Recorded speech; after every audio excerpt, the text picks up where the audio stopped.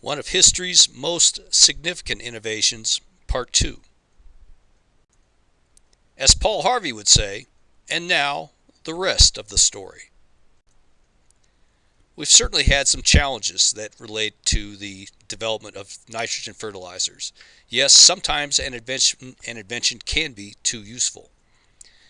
Overuse of these synthetic nitrogen fertilizers has definitely led to some groundwater contamination in some of our most important, largest aquifers. And we've had dead zones being created in the Gulf of Mexico due to algae buildup, which react to the high levels of nitrate in the water. Other developments from Fritz Haber's innovation. Haber's fixation process led to other advances such as the production of explosives, meaning that Germany could essentially carry the war out even further than what they might have been able to without this invention. After the war commenced, being a German patriot, Haber used his discoveries related to the fixation process to develop a military-grade gas.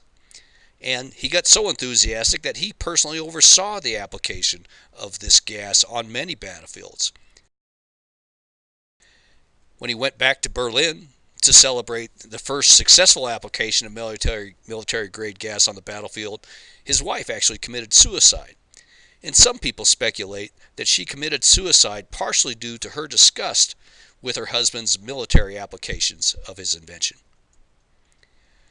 Through further work, Haber developed mustard gas, along with other gases that helped to result in over 1 million casualties during the war. Not surprisingly, instead of becoming known through history as the father of nitrogen fertilizer for agricultural use, Haber became known as the father of chemical warfare. Other strange twists. Believe it or not, after World War I concluded in 1919, it was Fritz Haber that was awarded the Nobel Prize in Chemistry for his innovations.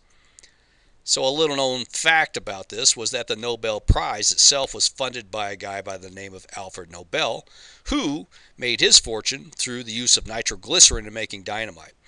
At least Alfred was able to use his invention later on in life to help relieve his symptoms from angina.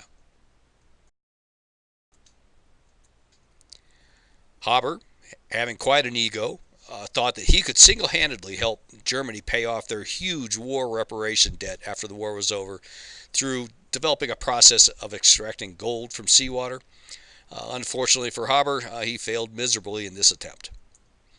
And finally, I told you to remember Fritz Haber's Jewish heritage. Well, as time went on, the 1930s come into play, Hitler's administration comes into power, and lo and behold, it's Fritz Haber that loses his position in the government due to his Jewish heritage.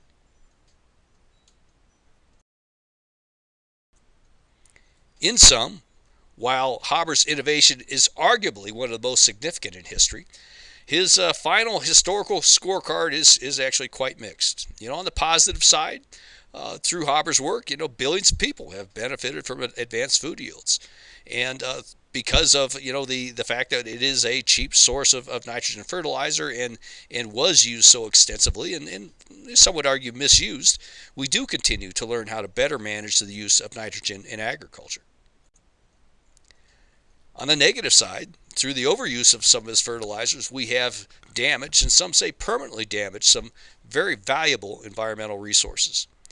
At the end of the day, unfortunately, millions of people have and perhaps will have suffered through the misapplication of good science.